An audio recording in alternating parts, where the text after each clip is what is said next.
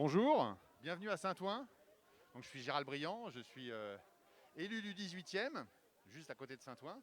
Et on est là pour une initiative un petit peu particulière aujourd'hui. C'est-à-dire qu'à Saint-Ouen, il y a un projet de création d'un grand hôpital nord. Alors on peut se dire, chouette la création d'un hôpital nord, c'est super. Sauf qu'il y a un souci. Et le souci, c'est que la création de l'hôpital nord va impacter les hôpitaux aux alentours. C'est-à-dire que Beaujon et Bichat, qui sont deux grands hôpitaux, vont disparaître. Et la création de ce grand hôpital nord, voulu par la PHP et le gouvernement, va réduire le nombre de lits de 305 lits, ce qui est complètement hallucinant. Donc aujourd'hui, avec la population de Saint-Ouen, avec la population du 18e, du 17e, de Clichy, où il y a les hôpitaux de Beaujon, on est en train de faire une initiative un petit peu... voilà, une initiative, une mobilisation flash, comme on appelle ça, et on va recréer ce que ça signifie 305 lits par terre dans cette rue. Ici, on est sur le site, voilà. Donc on a une fanfare, on a quelques personnalités qui sont déjà arrivées. Donc je vais demander à la locale de l'étape, c'est-à-dire Émilie Lecros, qui est conseillère du 18e, excusez-moi, qui est conseillère de Saint-Ouen, élue municipale, nouvelle élue, de bien vouloir nous dire l'objet de la mobilisation. Émilie, bonjour. On est en live Facebook, attention sur le parti. Et donc, tu es un peu la locale de l'étape, alors tu peux nous dire qu'est-ce qui est en train de se passer aujourd'hui ici ? Là, aujourd'hui, on a voulu faire une action à côté du futur site sur lequel la PHP veut situer le Grand Hôpital Paris-Nord pour représenter ce que seraient les 305 lits perdus à l'occasion de la fusion de Bichat et de Beaujon. Et donc l'idée, c'est de sortir des chiffres et de matérialiser ce que ça veut dire en perte d'offres de soins pour les habitants du territoire, ce qui représente 305 lits en moins, et faire entendre ce que nous exigeons nous, c'est-à-dire la rénovation de Bichat et de Beaujon et un hôpital supplémentaire en Seine-Saint-Denis pour faire en sorte que les habitants du territoire puissent avoir la même offre de soins que ceux de l'Île-de-France. Donc voilà ce qu'on joue à l'heure actuelle aujourd'hui avec cette initiative-là. D'accord.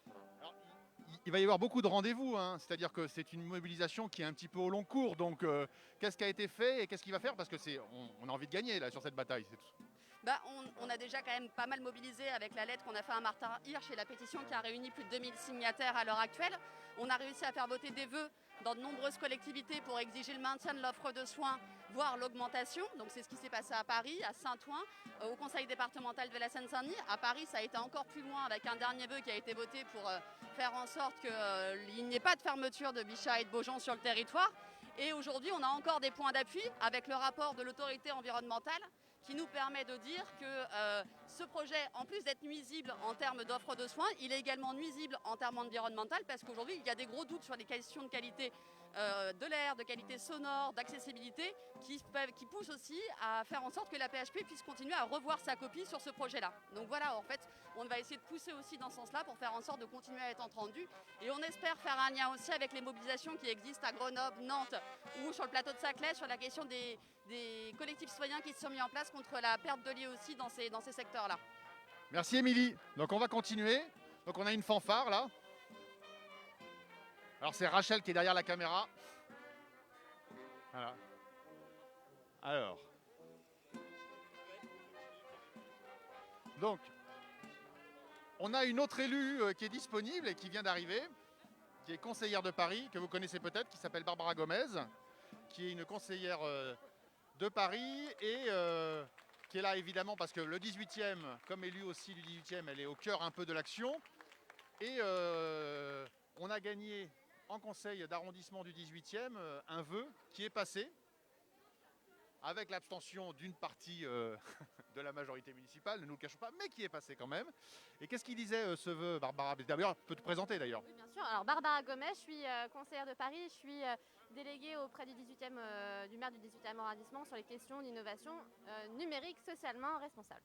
Avec Gérald et d'autres, on s'occupe effectivement tout particulièrement en ce moment du maintien de l'hôpital Bichat. Et justement, le vœu qu'on a proposé dans le 18e est assez clair sur ce que l'on souhaite, en la matière, à savoir le maintien et la rénovation de Bichat. Et on a été plus précis sur ce que ça signifiait. Ça veut dire au moins, et je dis bien au moins, une offre de soins qui soit équivalente. Donc l'idée, c'est qu'on ne prenne pas la construction du nouvel hôpital à Saint-Ouen comme prétexte pour dégrader le service public hospitalier de proximité qui est proposé à Bichat. Et dans ce vœu-là, on demande aussi à ce que les propositions alternatives qui ont été développées par différents comités puissent être étudiées et que la PHP y apporte des réponses concrètes. Alors, on a plusieurs rendez-vous. Donc, il y a un collectif qui réunit les hôpitaux de Bichat et de Beaujon. Quelles sont les prochaines dates et quelles sont les prochaines mobilisations ? Alors, donc déjà, aujourd'hui, on est toutes et tous mobilisés pour parler de ce projet et du fait qu'on ne veut pas de ce mastodonte technocratique qui va à la fois dégrader la santé, l'environnement, etc. Et le prochaine échéance, en tout cas, en plus pour moi en tant que conseillère de Paris, c'est le Conseil de Paris qui va avoir lieu mardi prochain. Et on va essayer de faire en sorte de transformer un peu l'essai du 18e. Hein. Donc on va essayer de faire en sorte que le vœu qui a été voté dans le 18 soit voté au Conseil de Paris. C'est pas encore gagné, mais on va mettre toute notre énergie pour.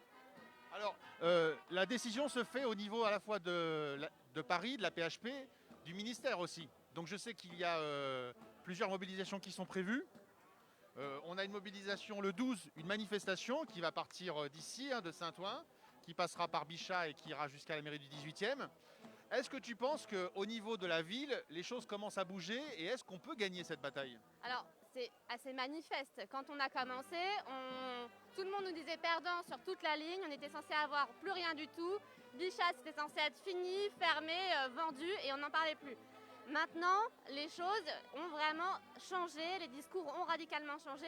On est sur un maintien de certains services à Claude Bernard. Plus ça va et plus les argumentations aussi qu'on nous oppose disparaissent. C'est-à-dire que maintenant, la seule chose qu'on nous répond, c'est « la tour n'est pas moderne ». Donc bon, si c'est juste ça qui pose problème, je pense que ça montre bien qu'en face, l'argumentaire ne tient plus vraiment correctement. Parce qu'en réalité, comme tu le disais il n'y a pas si longtemps, il n'y a pas de solution miracle pour faire un hôpital, il y aura toujours des contraintes. Et il semble que les contraintes du nouvel hôpital tel qu'il est construit à Saint-Ouen, c'est rien du tout par rapport à une tour où si effectivement les ascenseurs fonctionnent normalement comme c'est le cas habituellement, en fait il n'y a pas de problème pour accéder aux services, tout va très bien. Donc on n'en a rien à fiche que ce ne soit pas au top de la modernité architecturale. Nous ce qu'on veut c'est un service public hospitalier qui fonctionne et Bichat ça fonctionne très bien. Et pour terminer peut-être sur ce point, on a vraiment vu la transformation aussi des discours en face. Parce qu'on a quand même été avec le groupe communiste et citoyens dans le Génération et citoyens dans le 18e, on était quand même un peu tout seul à Paris sur cette question-là. Et maintenant, on n'est plus tout seul. Les Verts nous rejoignent et ont par ailleurs dit que le travail qu'on a fait, pour le coup, avait été remarquable et on les en remercie.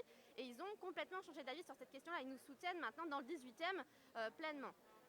C'est pas forcément le cas sur tout le Conseil de Paris, c'est ça qu'on va essayer de gagner au prochain Conseil, faire en sorte que tous les Verts soient convaincus, être sûr qu'effectivement Génération nous rejoigne bien, et puis on aimerait aussi transformer un petit peu le rapport de force au sein même des socialistes pour qu'ils nous rejoignent sur cette question.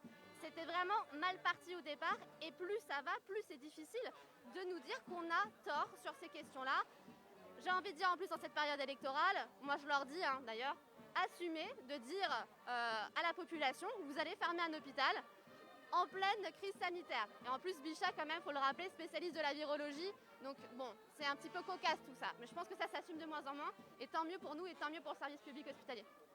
Alors, avant de vous quitter, parce qu'on va commencer un peu l'initiative et on va ensuite vous envoyer les vidéos sur l'initiative d'aujourd'hui. Juste vous dire que, évidemment, ceux qu'il faut faire plier aussi en priorité, ne les oublions pas, c'est au gouvernement. Qui joue un drôle de jeu, c'est-à-dire qu'aujourd'hui on avait un Premier ministre qui a commencé à reculer en disant mais non, la suppression du nombre de lits sur l'hôpital Grand Nord ça va être pas 400, ça sera 300. Ils sont en grande difficulté et comme on les oublie pas, qu'on n'oublie pas Martin Hirsch, mais qu'on n'oublie pas aussi Olivier Véran et Castex et Macron, on ira le 24 juin manifester devant le ministère de la Santé. Voilà, donc on va commencer notre initiative. À bientôt. Et puis on lâchera pas sur l'hôpital Bichat et Beaujon. Salut!